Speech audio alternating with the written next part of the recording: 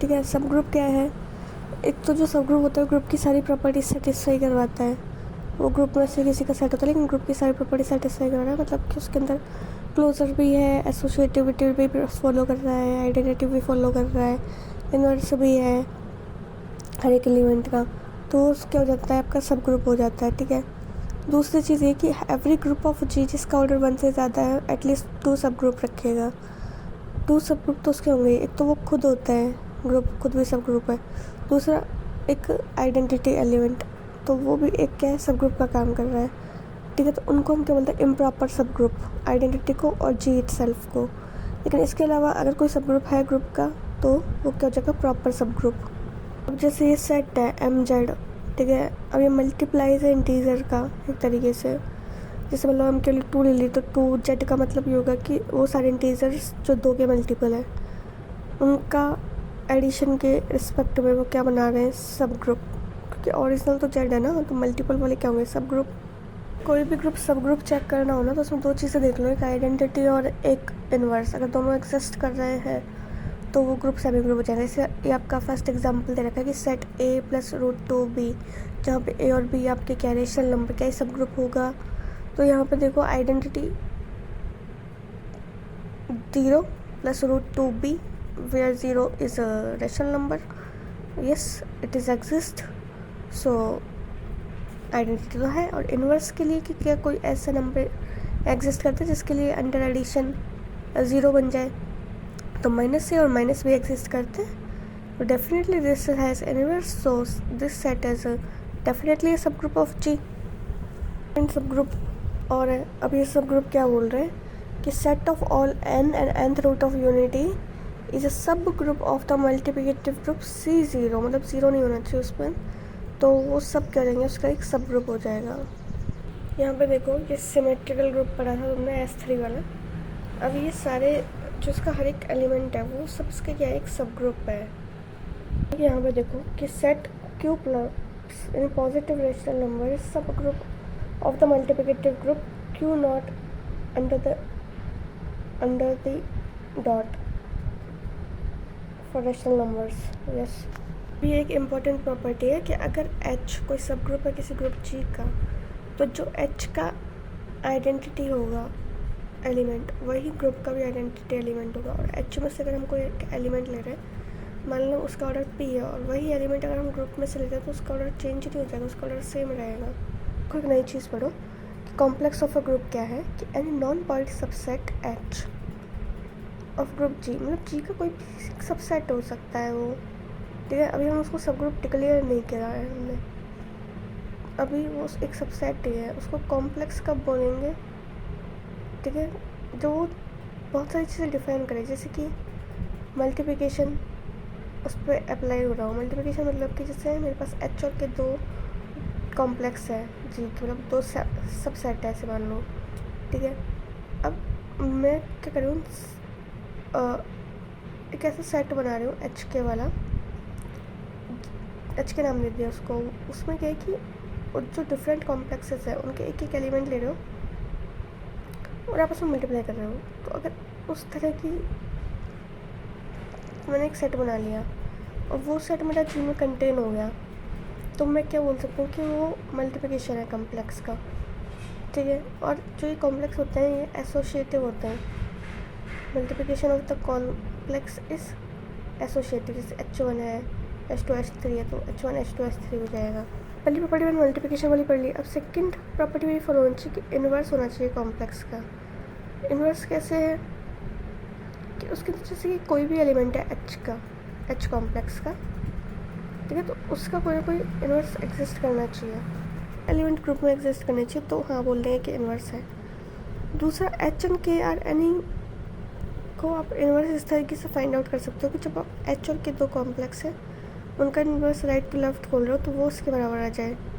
दूसरी चीज़ ये है कि अगर H सब ग्रुप हो जाए ग्रुप का, तो हाँ उसका इन्वर्स उसमें एग्जिस्ट करता है। तो ऐसी कंडीशन में क्या हो जाएगा कि H का H कॉम्प्लेक्स के साथ मल्टीप्लिकेशन H के बराबर ही आ जाएगा, और जो H का इन्वर्स है वो H के बराबर आ जाएगा, तो तब उसको वो क्या बोलेंगे, कॉम्प्लेक्स। 3 प्रॉपर्टी, एक तो मल्टीप्लिकेटिविटी, एक इन्वर्स होना चाहिए, बस दो प्रॉपर्टी सेटिस्फाई कर जाए कॉम्प्लेक्स हो जाएगा। और सेमी ग्रुप में कंफ्यूज मत होना। देखो सेमी ग्रुप होता है जो सिर्फ एसोसिएटिव हो, मोनोड वो होता है जिसमें एसोसिएटिविटी के साथ आइडेंटिटी एलिमेंट भी हो, और ग्रुप वो जिसमें आइडेंटिटी के साथ आपका इन्वर्स भी एग्जिस्ट करे। और जबकि सब ग्रुप क्या है, जो ग्रुप की सारी प्रॉपर्टी सेटिस्फाई करवाता है, ठीक है, लेकिन वो उसका एक सबसेट ही है।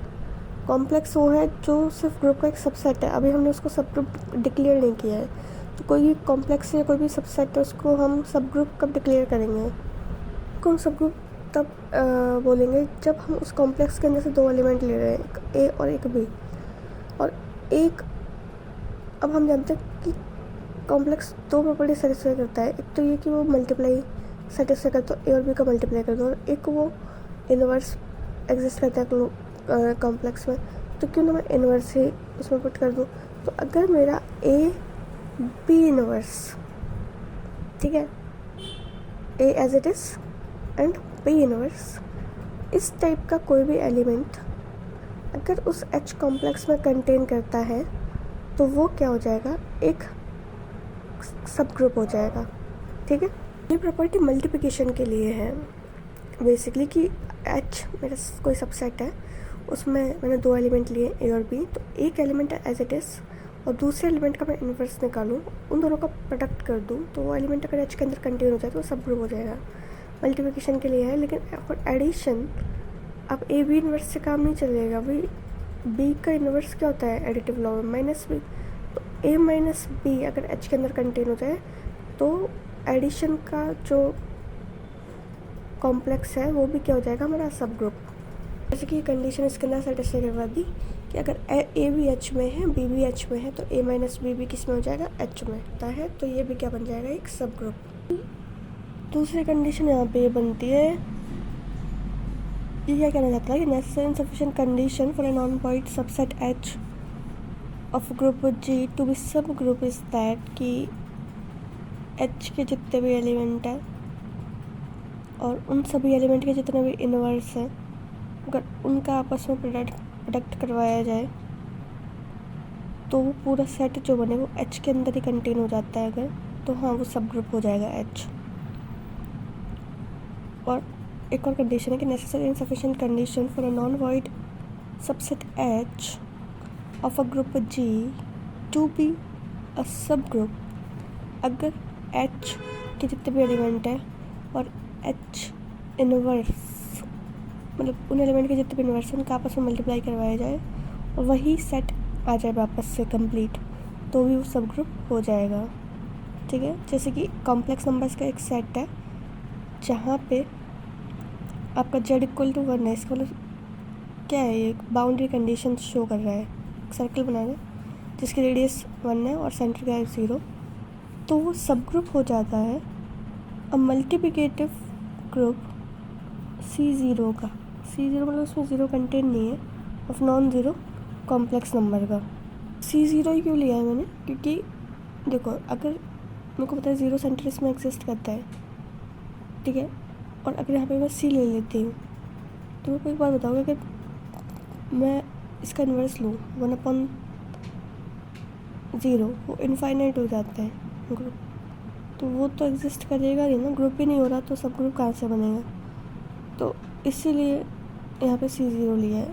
चेक करना है कि मैं इस एच में से कोई एलिमेंट लूँ, ठीक है, और उसका इन्वर्स ले लूँ, ठीक है, और वो मेरा इस कॉम्प्लेक्स ग्रुप में आ जाना चाहिए, तो मैं ये क्या हो जाएगा, सब ग्रुप। एक और बहुत इंपॉर्टेंट थ्योरम ये है कि the necessary and the sufficient condition for a non void subset H subset है, लेकिन इसमें एक कंडीशन लगा दी, बहुत ही इंपॉर्टेंट कंडीशन है कि वो ग्रुप एच जो हमें ग्रुप दे रखा है वो कैसा है, फाइनाइट ग्रुप है। अगर मेरा ग्रुप फाइनाइट है तो उस केस में हम उसको सब ग्रुप तब बोलेंगे जब एच में से ए निकाल रहे हो, एच में से बी निकाल रहे हो और ए बी दोनों का प्रोडक्ट भी एच में आ रहा है, तो सब ग्रुप हो जाएगा। इससे पहले तक हम ए बी इन्वर्स निकालते थे, लेकिन तब हमें ग्रुप फाइनाइट नहीं दे रखा था। अगर ग्रुप फाइनाइट दे रखा है तो ए बी भी एच में बिलोंग करेगा, तो इतनी कंडीशन सफिशिएंट है किसी भी सबसेट के सब ग्रुप होने के लिए। बहुत ही बढ़िया लैंग्वेज में बोला जाए तो यहाँ पे हो जाएगा कि the necessary and sufficient condition for a non void set H of finite group G is that कि अगर उसी सेट के सारे एलिमेंट का उसी सेट के एलिमेंट से प्रोडक्ट करवाया जाए, जो प्रोडक्ट है वो भी उसी सेट के बराबर आ जाए, तो हाँ वो सब ग्रुप हो जाएगा, यानी कि एच स्क्वायर बराबर ए आ जाए। ठीक है, कंडीशन पढ़ी हो, नेसेसरी कंडीशन तो है कि हाँ दोनों का मल्टीप्लिकेशन उस ग्रुप में एग्जिस्ट करना चाहिए। ठीक है, पर वो सफिशिएंट नहीं है। सफिशिएंट इसलिए नहीं है क्योंकि हमको पता है कि हम जो भी सब ग्रुप लें वो क्या होना चाहिए, उसका आइडेंटिटी एलिमेंट ग्रुप के आइडेंटिटी एलिमेंट से सेम होना चाहिए। अब जैसे यहाँ पे मैंने ले लिया कि नेचुरल नंबर का सेट लिया है अंडर द एडिशन। ठीक है, अब उसको हम जेड प्लस के रिस्पेक्ट में देखें तो क्या वो सेट इसका एक सब ग्रुप है? तो नहीं हो सकता, कि जेड जो इंटीजर है उसका आइडेंटिटी एलिमेंट क्या है? Zero under addition. तो क्या नेचुरल नंबर का आइडेंटिटी एलिमेंट ज़ीरो है? नहीं, तो ये इसका सब ग्रुप तो नहीं हो सकता। ठीक है, तो that's why that condition is not sufficient, only necessary. Intersection लेते हो आप टू सब ग्रुप का तो वो दोबारा से एक सब ग्रुप आ जाता है, कोई दिक्कत वाली बात नहीं है। लेकिन फाइनाइट फैमिली इस ले तो अगर किसका सब ग्रुप्स के तो वो भी क्या ही subgroup. General union of two subgroup of a group may not be a subgroup. Okay, वो सब ग्रुप तो भी होता है यूनियन जब एक सेट दूसरे के अंदर कंटेन हो जाए। ग्रुप से रिलेटेड एक और थ्योरम है कि अगर एच और के टू डिफरेंट सब ग्रुप है जी के, ठीक है, और एच के का मैंने मल्टीप्लाई करवा दिया, सपोज एच के मतलब कि उनके जो एलिमेंट्स हैं उनका मल्टीप्लाई करवा दिया। ठीक है, तो जैसे कि ऊपर दे रखा है एच में एलिमेंट है, के में एलिमेंट है, दोनों का आपस मल्टीप्लाई करवा दिया, तो वो भी एक सब ग्रुप होगा। मतलब एच के भी एक सब ग्रुप होगा जे का, केवल तब और तब जब एच के का मल्टीप्लिकेशन के एच के मल्टीप्लिकेशन के बराबर हो जाए, यानी दोनों कम्यूट कर जाए, तो हाँ वो क्या हो जाएगा, एक सब ग्रुप हो जाएगा। Another theorem, this theorem is very interesting, if H and K are the subgroup of a commutative group G, then HK is a subgroup of G because G is commutative, so HK और KH तो बराबर आ ही जाना है। और theorem आती है कि अगर HK सब ग्रुप होता है G का, ये दे रखा है मेरे को, तो HK किसके बराबर होगा, H यूनियन का साइन दिख रहा है पर यूनियन नहीं है के। इसका मतलब ये है कि जो एच और ये इंटरसेक्शन उल्टा इंटरसेक्शन के है, इसका मतलब इट इज़ द स्मॉलेस्ट सब ग्रुप कंटेनिंग एच यूनियन के, यानी कि एच यूनियन के अंदर जितने भी सबसेट बनेंगे, जितने भी सब ग्रुप बनेंगे, उन सब में सबसे छोटा सेट होगा, सब ग्रुप होगा कौन सा, एच के। एच यूनियन के को कंटेन करने वाला सबसे छोटा सब ग्रुप होगा। ठीक है, तो इसका दूसरा मतलब ये है कि एच के is generated by H union के, मतलब एच यूनियन के इसको क्या कर रहा है, जनरेट कर रहा है। इसको हम इसमें लिख सकते हैं एच यूनियन के इसको जनरेट कर रहा है। एच इसका मतलब यही है कि एच के जनरेट हो रहा है, ऐसा सब ग्रुप है कोई है। तो अगर जी कोई इस तरीके का ग्रुप है और इसमें ये नॉर्मलाइज करना बोलते हैं इसको, है ना, नॉर्मलाइजर सेंटर में बोल सकते हैं इसको शायद। अब इसमें क्या हो रहा है कि अगर ए एक्स और एक्स ए है, ठीक है, तो ये क्या हो जाएगा, इसका एक सब ग्रुप हो जाएगा जी का। तो इसमें ये क्या है कि ए कोई एलिमेंट है जो जी से बिलोंग कर रहा है और एक्स भी ऐसा एलिमेंट है जो जी में से बिलोंग कर रहा है, लेकिन उन दोनों एलिमेंट्स को जब आपस में प्रोडक्ट करवाते हो, ठीक है, तो वो एलिमेंट कम्यूट हो जाता है, तो उसको बोलते हैं नॉर्मलाइजर। इस टाइप का ग्रुप है जहाँ पे एक्स बिलोंग कर रहा है जी से, राइट, और जो ये जी साइड वाला है वो भी जी का एक एलिमेंट है। तो इस टाइप का ग्रुप क्या होता है,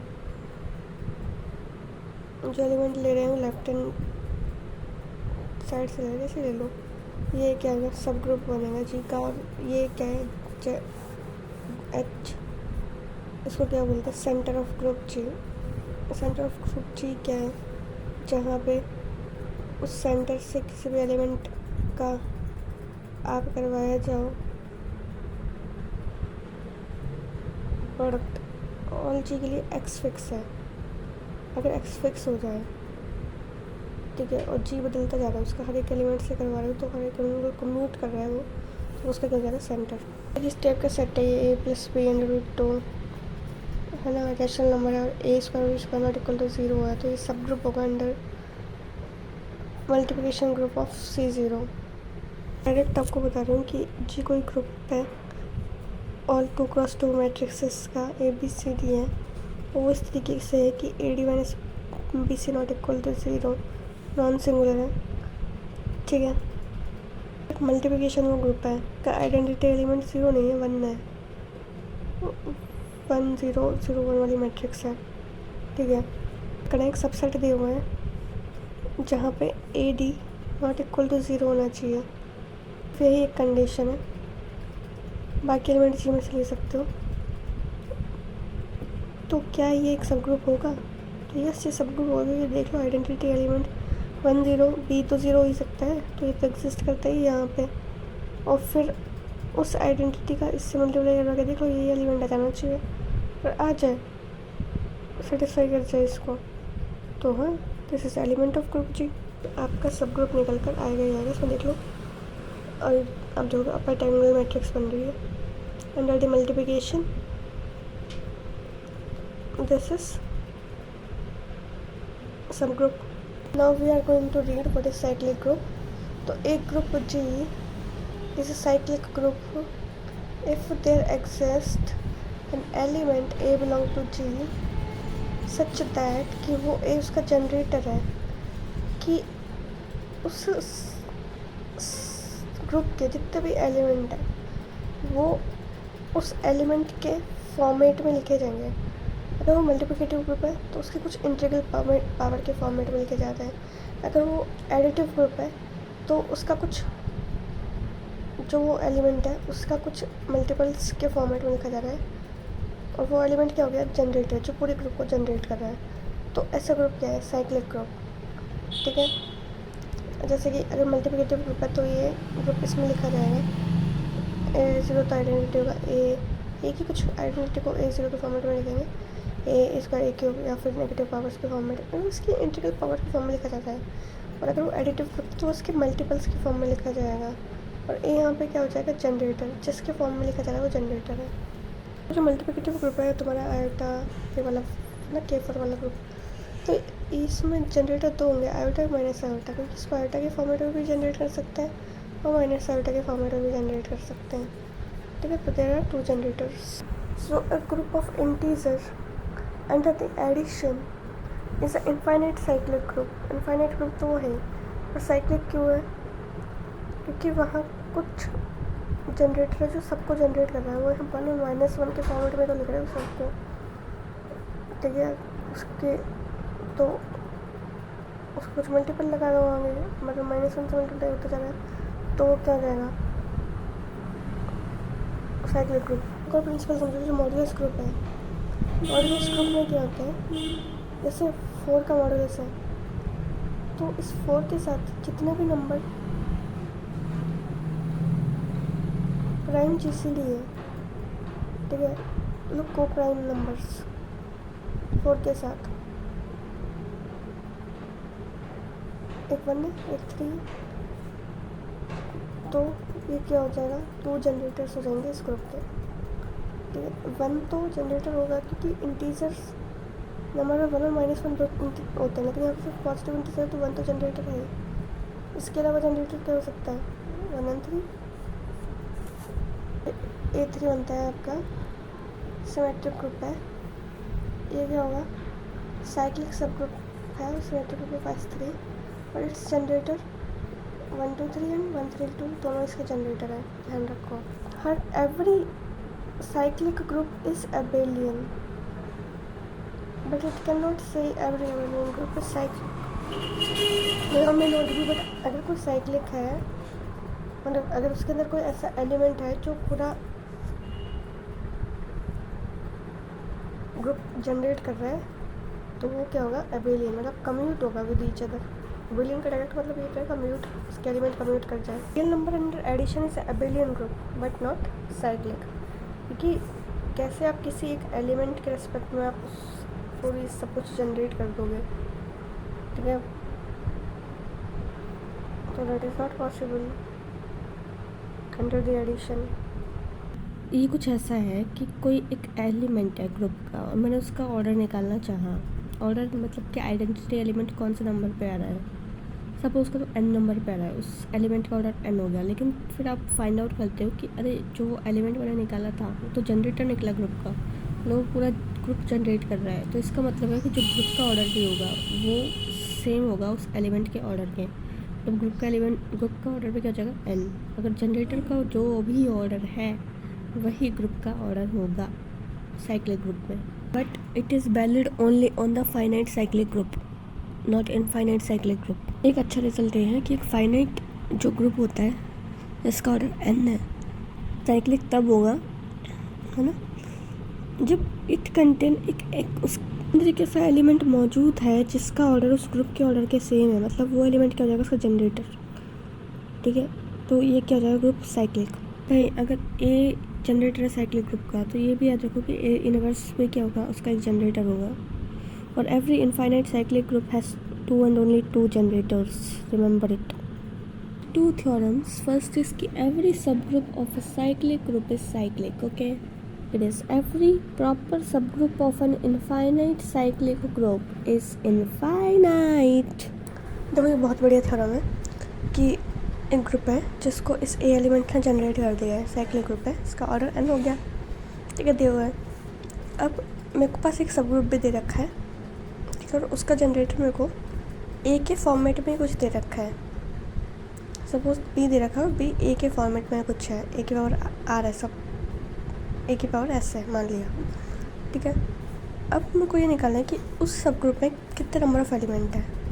तो उस सब ग्रुप में जो टोटल नंबर ऑफ़ एलिमेंट होंगे ऐसे निकालेंगे कि एलिमेंट ऑफ सब ग्रुप ऑफ एच कि एन, मतलब कि जो तुम्हारे ग्रुप का ऑर्डर है उसको डिवाइड करना है एन एंड एस के ग्रेटेस्ट कॉमन डिवीज़र से। एन क्या है, ग्रुप का कॉमन डिवीज़र, और उस सब ग्रुप का कॉमन डिवीज़र, उन दोनों का जीसीडी है, और उससे हम डिवाइड कर देंगे अगर ऑर्डर ऑफ ग्रुप को, तो हमें नंबर ऑफ़ एलिमेंट इन सब ग्रुप निकल के आ जाएगा, ठीक है।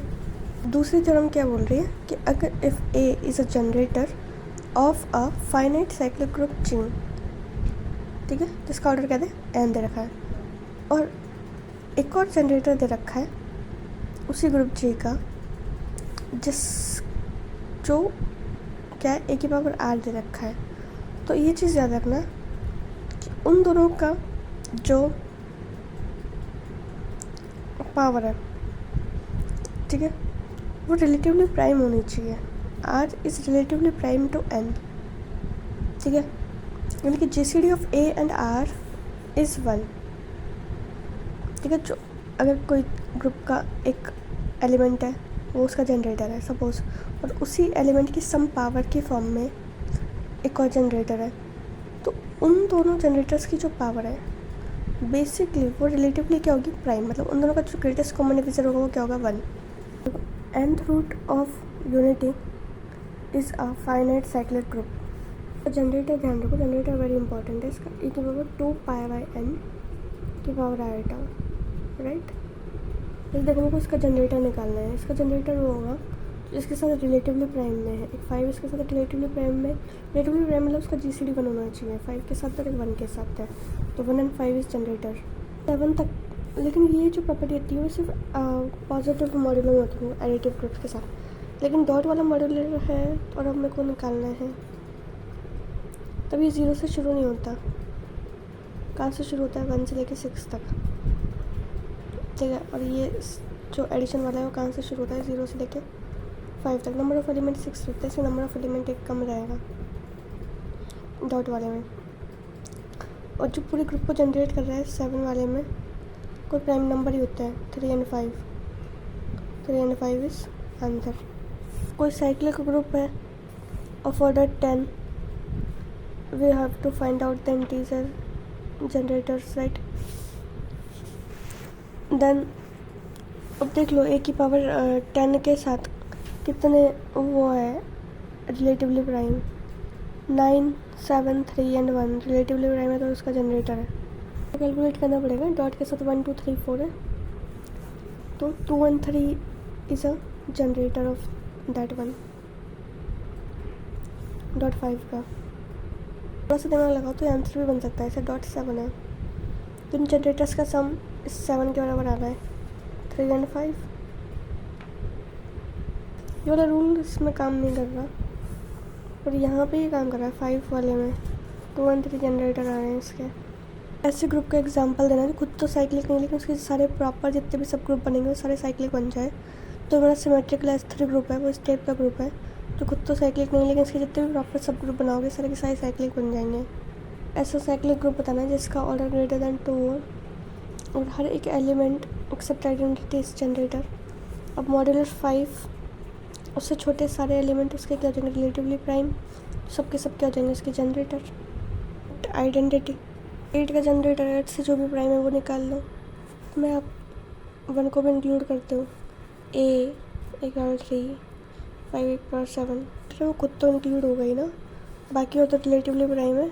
इंपॉर्टेंट थ्योरम कि अगर G कोई ग्रुप है जिसका कोई भी प्रॉपर सब ग्रुप नहीं है, ठीक है, तो G must be a finite cyclic group of order n where n is either 1 और अ प्राइम नंबर, या तो n1 होगा या कोई प्राइम नंबर होगा और उसका कोई फाइनाइट प्रॉपर सब ग्रुप नहीं है। तो आगे काम आएगी भाई कि ऐसा ग्रुप जिसका कोई भी प्रॉपर सब ग्रुप है ही नहीं, ठीक है, तो अगर वो ग्रुप भी क्या हो जाएगा, हो सकता है फाइनाइट साइक्लिक ग्रुप हो सकता है लेकिन कब होगा जब वो या तो उसका ऑर्डर है वो 1 है या फिर कोई प्राइम नंबर है।